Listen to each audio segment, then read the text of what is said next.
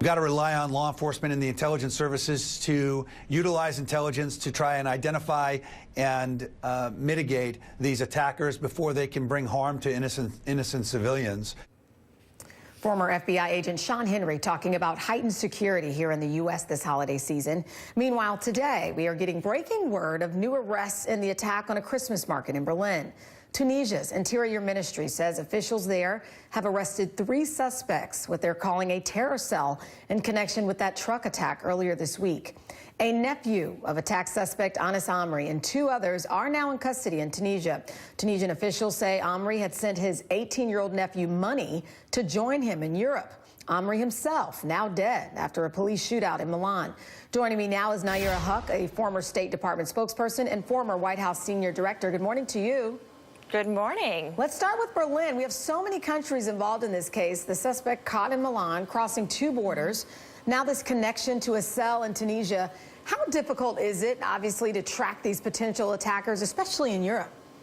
Well, you're looking at sovereign states and different countries with different systems that now, in the post-9/11 era, are trying to share information. So in the example of this attacker, he actually he arrived from Tunisia to Italy as a refugee and was quickly arrested by police and spent 4 years in and out of prison.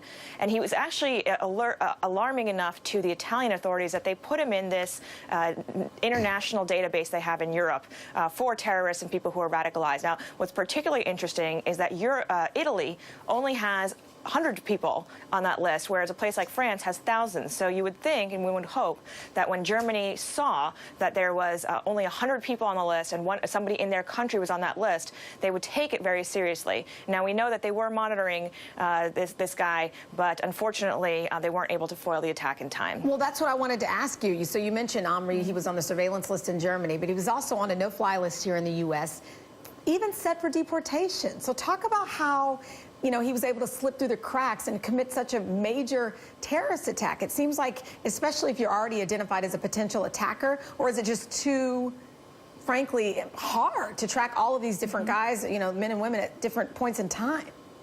And so much of this relies on human intelligence, which is what we call the information you get from people and your networks on the ground working with communities to track individuals. And that's part of the challenge here as we look at particularly going forward. How is this going to change how we deal with the communities at large? Are we making friends of them and that, well, they'll be willing to give information, or are we making them feel threatened so that they won't feel like they should come forward and share what information they know? What we do have in this circumstance is in particular with him, that the Italians were looking at him for quite some time, had shared the information, and the Germans, for whatever reason, didn't pick it up.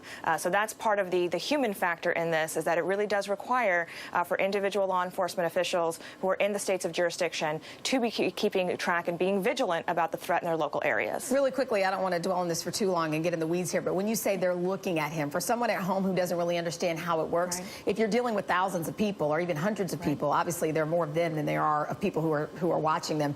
How does it work? Are you waiting for something to kind of tip you off? Or, I mean, you can't juggle 100 people at the same time. Or obviously you have to, but... Right, and you're not going to go ahead and arrest people in advance of committing a crime either, but you're also at the same time trying to prevent a crime. So it's really a matter of judgment, and there's a human element in that can be, the Germans did, to give them credit, foil 2 other attacks that were being planned by a similar terror cell, and this is the one that they just happened to miss. So now that's what the aftermath is going to be, is looking at what decisions could they have made, and where were their mistakes made, and how much of this can help improve the system. Because if you're just monitoring somebody on the phone, seeing where they go and who they're following, who their friends are, that's a lot of manpower and a lot of work needs to be done, and you have to be judicious in how you're spreading that around. Yeah.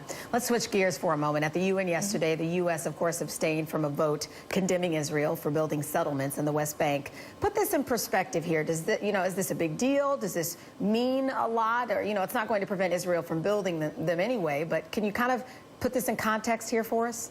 Sure. Well, there's so much that happens at the UN that is done symbolically and to set a standard of norms throughout the world. So the UN itself can't really take much action. They can impose sanctions on some countries, but even then, individual countries have to enforce it. So this is a series of votes, and routinely we see at the UN efforts made to marginalize Israel and to blame Israel for, in a one-sided way, for what's been happening in the Middle East. And so the U.S. has, for really since the obsession of Israel, been the defender of Israel at the UN to try to present the other perspective. So this vote about the settlements is interesting in particular because settlements have been recognized by international law and by almost all communities, including previous presidents of the United States, that building in Palestinian areas is considered problematic and that it gets in the way of the two communities coming up with what we call the two-state solution.